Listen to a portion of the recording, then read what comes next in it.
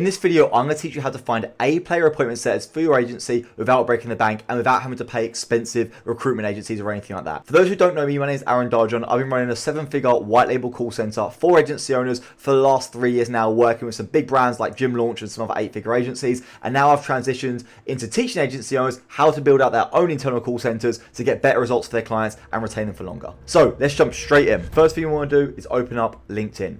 From the LinkedIn homepage, go to For Business and then click Post a Job. We're going to use LinkedIn ads. We've used this method to hire thousands of appointment setters at this point. So it works very, very well. Again, it's the same one we use for Gym Launch and other big agencies. Works super, super well. You can find some great quality hires here and they're very, very cheap. So the first thing you want to do is put in a job title. Don't put in like appointment setter rockstar or like some weird like appointment wizard or, you know, don't try and get cute. Just write appointment setter. Very simple. Everyone knows what you're talking about. From here, just click write on my own. And that's going to take you to the job detail side of things. Okay. So make sure you've got a company set up inside of LinkedIn. If you haven't got a company set up, people might be a little bit weird about applying to it. So just make sure you've got like a company set up. It doesn't have to be anything crazy. Just make sure you've got something in there. Appointment setter, workplace type, remote, unless you're obviously hiring them in an office. But for us, we put remote. The location, we're going to put Philippines. Down below this video, I'll put in some of the top locations that we found. We like finding places like Ethiopia, Dominican Republic. We've got a bunch of places we found. And don't be afraid to test this as well. Don't just like, you don't have to just copy what we've put. There are plenty of people in these locations, so don't worry about that. But if you want to like try some random island in Indonesia, like maybe you'll find some like treasure chest, right? So that's how I've discovered these people. Things like Ethiopia, I noticed that people were applying from Ethiopia and their accents were like literally like Americans. I was like, wow, like this small town in Ethiopia for some reason has like really strong American accents. I was like, great. So we just like found them places. They're really, really powerful. So definitely don't be afraid to diverge a little bit and find your own locations that work for you. Job type, we want to put contract here. Obviously, if it's full-time or anything like that, you can, but we're always putting contract. We always have contractors, so we put contractor in there. Cool. For the description, in here, there are a few key things I like to mention. I'm not going to give you the exact job post we use. Otherwise, as you can imagine, everyone's just going to copy and paste the same job post and it's just going to look stupid and we will all suffer because of it. So the key things is we want to have an application form at the top of this. So we don't just rely on the appointment setter applying via LinkedIn. We actually like to have our own application form. This can be created on Google Forms. This can be created via Airtable, whatever kind of, you know, go high level if you want to do it, right?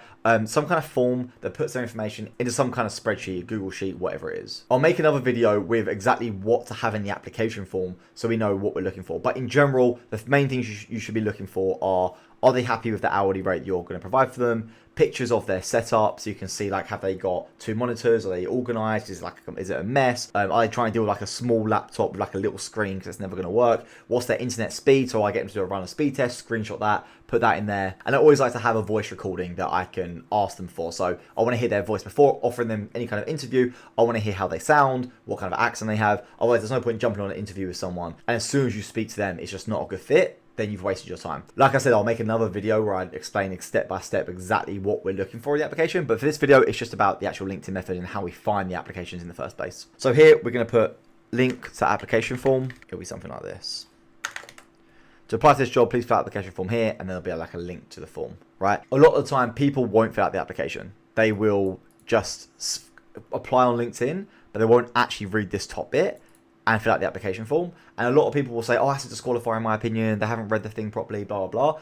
What you need to remember is that this job is like a low-skilled job. It's people just applying for jobs constantly. This isn't some like C-suite job where the person should be taking lots of effort in the application. Like the people that are applying for these jobs are just like spamming apply on everything they can, okay? So bearing that in mind, every single application you get on LinkedIn that hasn't filled out your separate application form, you're going to want to email them. You're going to want to have some kind of follow-up. We have an automation at Team Follow-Up, and what we do is every single person who applies on LinkedIn, we send them an email like, hey, congratulations, you've got through to the next stage. Doesn't matter who it is. We say it to everyone. You got through to the next stage. Please fill out this application form to progress to the next stage.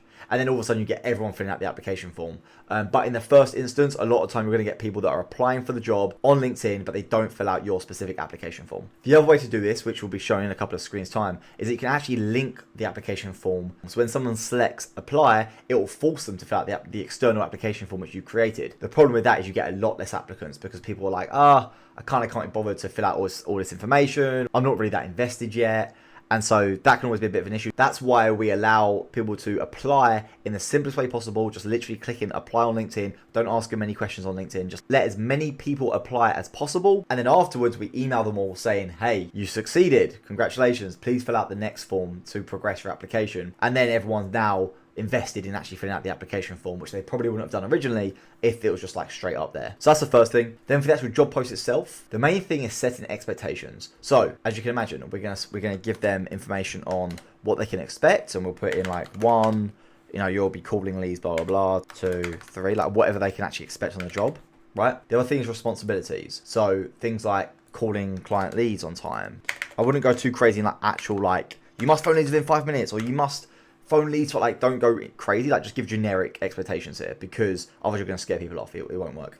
And the other thing is requirements. And you can put in the requirements, for example, they must have a certain level of English, they must be happy people, right? Like they have to be like, they're going to be on the phones, they've got to be smiling, they've got to be like, they can't have low energy, right? You don't want anyone with low energy, basically. Maybe attention to detail, making sure they've got like a good headset, making sure they've got two monitors. These are all sorts of things that you may require as a part of your application process. Again, I'll make a video going through exactly what we look for later down the road. You also want to mention the hourly rate.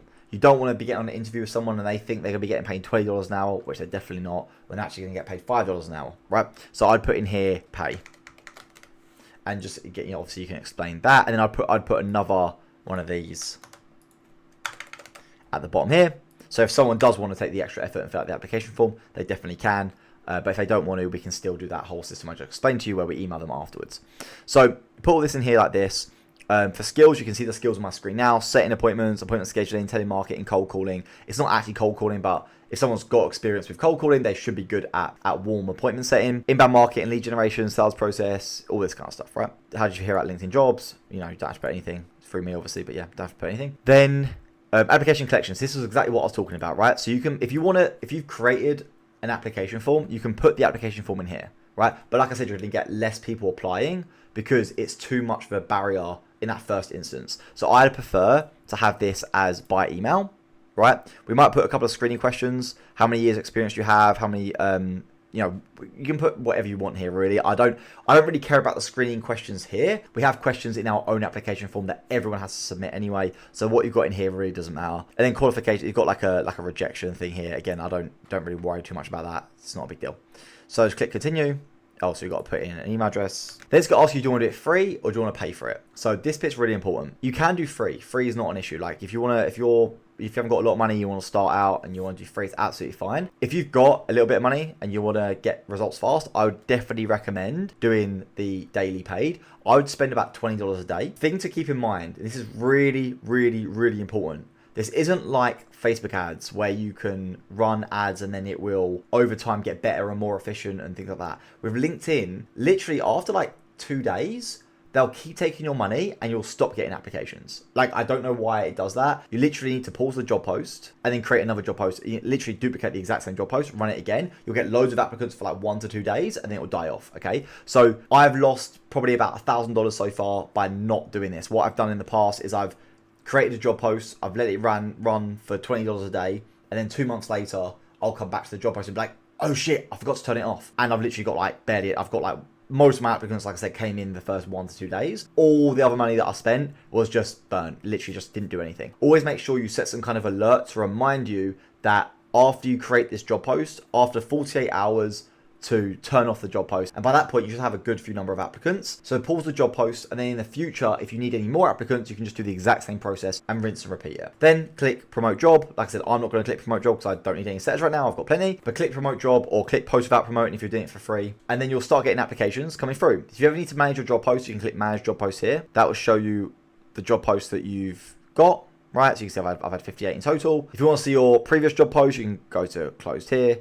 And you can see all your previous job posts, right? So for example, this one here got 247 applicants and I spent £74. Okay. So if you work out the cost per applicant, it's pretty low. And all these people, and these are all people that applied on LinkedIn. So then what we did, like I said, is we send them an email saying, hey, please fill out this application form to progress your application. And we usually get about 90% of them actually fill out the application form. So we get all this information filled in a spreadsheet for £74 for around, let's say, 200 applicants. It works very, very well. So I definitely recommend this if you're looking for setters. If you've got any questions, post in the comments below and I'll write back to you as soon as I can. Thanks for watching.